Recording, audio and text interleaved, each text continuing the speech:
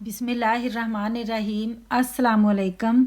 Welcome back to special खाने। तो जी आज मैं आप सबके लिए लेके आई हूँ एक बहुत ही कमाल की न्यू स्नैक्स की रेसिपी। ये जो छोटे छोटे फ्लफी से फ्लावर जैसी शेप के स्नैक्स आप देख रहे हैं ना, इन्हीं स्नैक्स के साथ आज आप अपनी शाम की चाय को बहुत ही खास बना सकते हैं। वैसे तो आप इन्हें सुबह नाश्ते के टाइम पर चाय के साथ भी एंजॉय कर सकते हैं। यकीन माने आने वाले मेहमानों को जब आप ये स्नैक्स बनाकर चाय के साथ पेश करेंगे ना, तो वो भी इसकी खूबसूरत लुक देखकर आपसे बहुत ही इम्प्रेस हो जाएंगे। आप इन्हें एक बार ढेर सारे बनाकर एक वीक के लिए भी स्टोर करके रखेंगे ना, तो ये खराब नहीं होंगे, बल्कि इसी तरह सॉफ्ट और स्पंजी ही रहेंगे। तो चलिए आइए फिर आज की इस न्यू स्टाइल स्नैक्स की रेसिपी को बनाना स्टार्ट कर लेते हैं। सबसे पहले तो हमने डो तैयार करना है, जिसके लिए यहाँ पर मैंने एक मिक्सिंग बोल ले लिया है। तो इसके अंदर मैं शामिल कर दूंगी 1.5 कप दूध,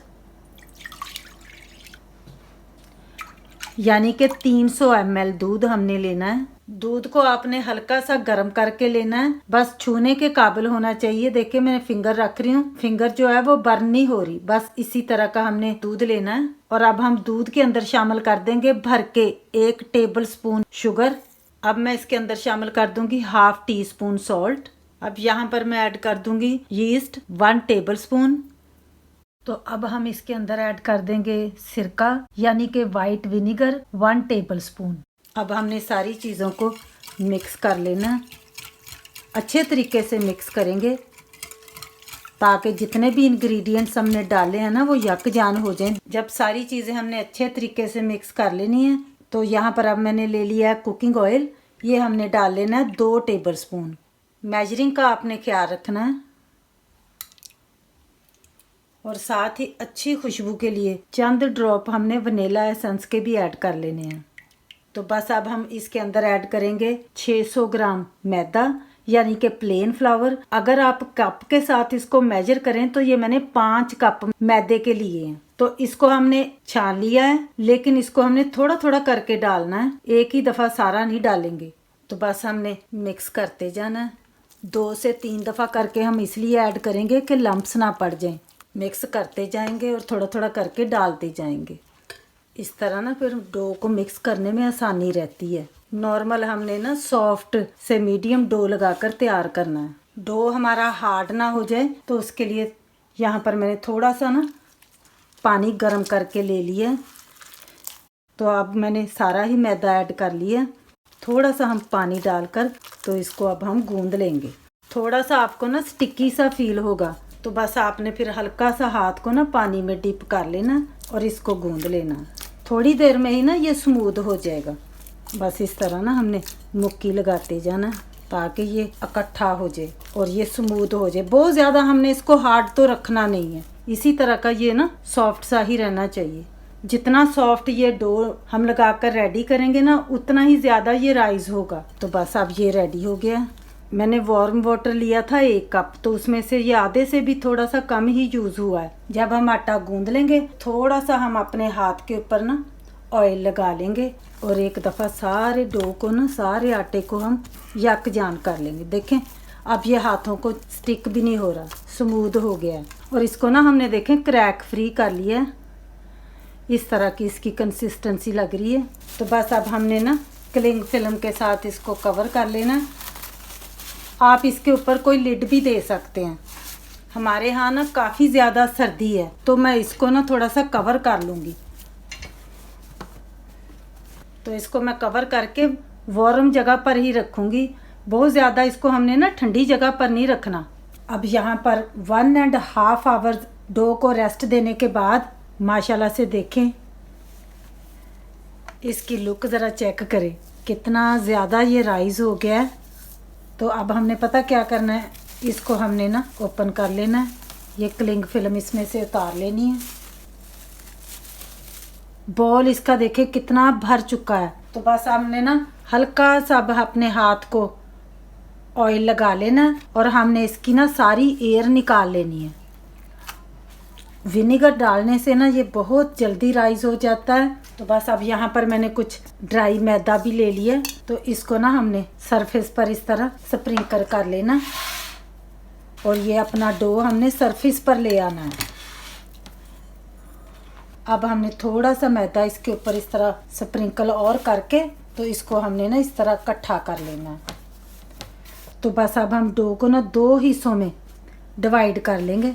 हाथों को थोड़ा सा खुश्का लगाते हुए तो हम बड़े बड़े ना 2 पेड़े बना लेंगे। थोड़ा सा हम खुश्का ऊपर भी लगाकर तो हम इसको ना क्लिंग फिल्म लगाकर 5 मिनट के लिए दोनों पेड़ों को कवर करके रख देंगे। अब 5 मिनट पेड़ों को रेस्ट देने के बाद माशाल्लाह से देखें पेड़े भी दोबारा से राइज होना स्टार्ट हो गए हैं। अभी हमने ना एक प्लेट के अंदर एक पेड़े को हमने ना निकाल कर सेपरेट रख लेना है और इसको ना हमने इस तरह कवर भी कर लेना कि ये ऊपर से ड्राई ना हो जाए।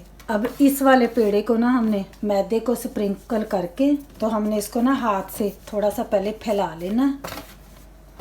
तो फिर हमने ना इसको हल्के हाथ के साथ बेल लेना, बड़ा कर लेंगे। शेप कोई मैटर नहीं करता, आप गोल कर लें, थोड़ा सा टेढ़ा मेढ़ा भी हो जाए वो कोई मसला नहीं है। जब ये थोड़ा बड़ा हो जाए इसकी आप ना थिकनेस देख लें, इस तरह की ही रखनी है जैसे नान होता है ना, बस वैसे ही। अब यहाँ पर मैंने तकरीबन 2 टेबल स्पून जितना दूध ले लिया है। दूध रूम टेम्परेचर पर है। इस तरह फिर हमने ना ब्रश के साथ इस तरह ना ऊपर लगा लेना है, सारी जगह पर दूध लग जाना चाहिए। अब दूध लगाने के बाद यहाँ पर मेरे पास है सेसमी सीड्स यानी कि तिल। ये हमने ना इस तरह बोल के अंदर निकाल लेने हैं। ये हमने ना इस तरह ना अपनी रोटी के ऊपर जो हमने बेली है ना स्प्रिंकल कर लेने हैं, ज़रा ज़्यादा ही लगाएंगे। सारी रोटी को हमने ना कवर कर लेना तिल लगाकर। इतनी ये स्पेशल सी रेसिपी है ना, यकीन माने आज से पहले आपने ना देखी होगी और ना ही बनाई होगी। तो बस अब हमने अपने हाथ के साथ ना इनको प्रेस कर लेना है अच्छी तरह। हमने इसको ना रोटी के ऊपर स्टिक कर देने हैं। हमने थोड़ा सा हम अपने हाथ के ऊपर ड्राई मैदा लेकर तो ऊपर से स्प्रिंकल भी कर लेंगे, क्योंकि हमने दूध लगाया है ना तो वो वेट ना रहे। वेट रहेंगे ना ये तो फिर आगे चलकर हमें दिक्कत आएगी। जब हमने अच्छे तरीके से तिल स्टिक कर लेने हैं रोटी के ऊपर तो फिर इस तरह हमने कोई कटर ले लेना है। आप चाहें तो आप इस तरह कोई गिलास ले लें जिसका किनारा थोड़ा सा शार्प हो, लेकिन हो वो राउंड। मेरे पास ये कटर है तो मैं इसके साथ ना राउंड शेप काट लूँगी। जितने भी ये पीस राउंड निकलेंगे ना रोटी में से हमने निकाल लेने हैं। कट हमने ना राइट थ्रू करना है। तो बस ये जो फालतू है ना रोटी इसको हम उतार लेंगे। जो स्पेयर पीस है ना इसको हम दोबारा से बेलेंगे, फिर दोबारा से हम शेप काटेंगे। इसको अभी हम ना साइड पर रख लेते हैं।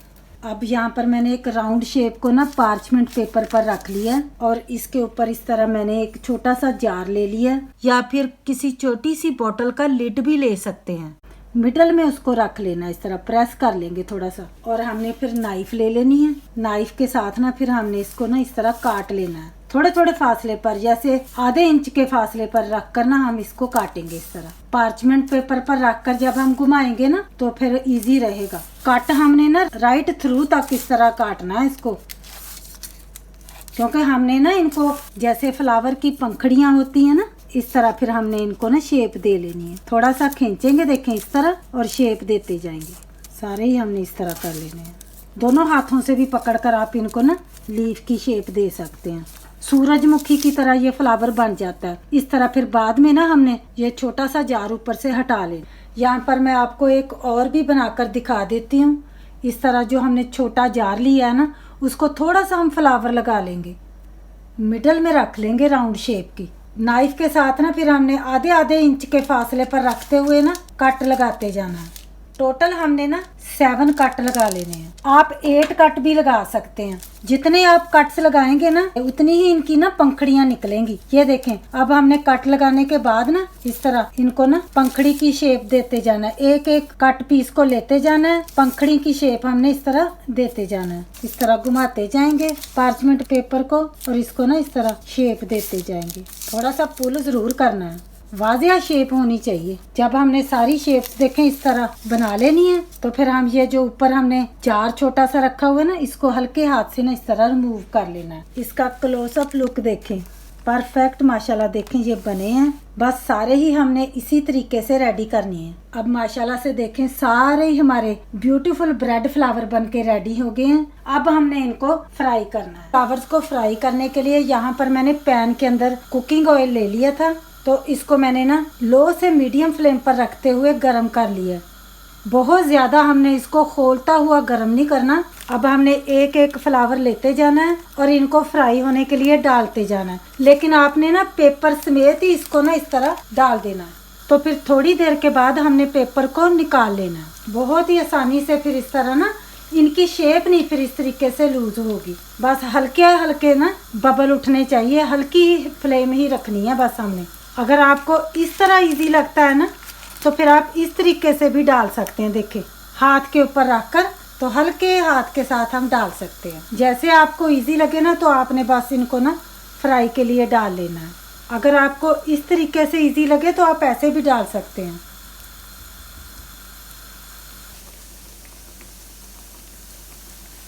अगर छोटा पैन है तो आपने 3 या 4 करके भी फ्राई कर लेने हैं। जब हमने इनको डालना है ना तो एकदम से हमने इनको हिलाना नहीं है, नहीं तो ये डेलिकेट इतने हैं कि ये टूट जाएंगे। फिर इस तरह ना स्पून के साथ ऊपर इनके ऑयल डालते जाएंगे ताकि जल्दी से इनको ऊपर से भी ना गरम ऑयल लगे तो ये अंदर तक पक जाएं, फूल जाएं। ये देखने में जितने अच्छे लग रहे हैं ना, खाने में भी ये बहुत ही कमाल के हैं। इस तरह आप बनाकर ना इनको आप एयर टाइट कंटेनर के अंदर रख लेंगे तो खराब नहीं होंगे। बच्चों को आप लंच बॉक्स में भी दे सकते हैं। टी पार्टी हो तो आप इनको बना सकते हैं और अपने संडे बच्चों के लिए बड़ों के लिए खास बना सकते हैं इस रेसिपी के साथ। जब एक साइड डन लगे ना हो गई है तो फिर हम इनकी साइडों को ना फ्लिप ओवर कर लेंगे। माशाल्लाह से देखें बस दोनों साइडों से ना हमने 1-2 दफ़ा उलट पलट भी कर लेना है, तो फिर बाद में बस हमने फिर इनको निकाल लेना है। तो बस जब ये इस तरह गोल्डन ब्राउन हो जाएंगे तो इनको ना हमने एक सिब ले लेनी है और उसके नीचे इस तरह बर्तन रख लेना है। तो उसके ऊपर हमने बस इस तरह इनको निकालते जाना है ताकि जितना भी एक्सेस ऑयल तो सारा सिब से निकल कर ना तो नीचे बर्तन में आ जाए और ये हमारे फ्लावर ब्रेड ऑयली सी ना रहे।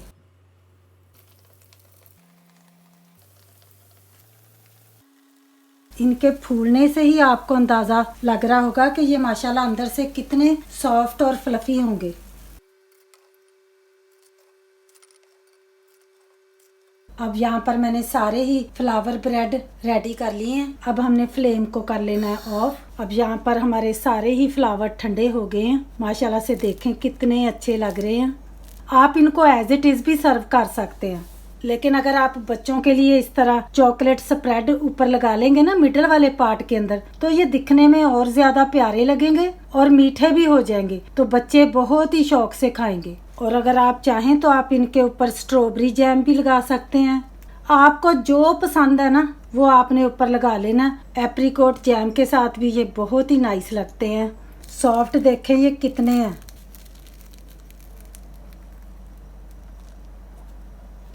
अंदर से देखें कितने फ्लफी हैं, जालीदार हैं, स्पंजी हैं।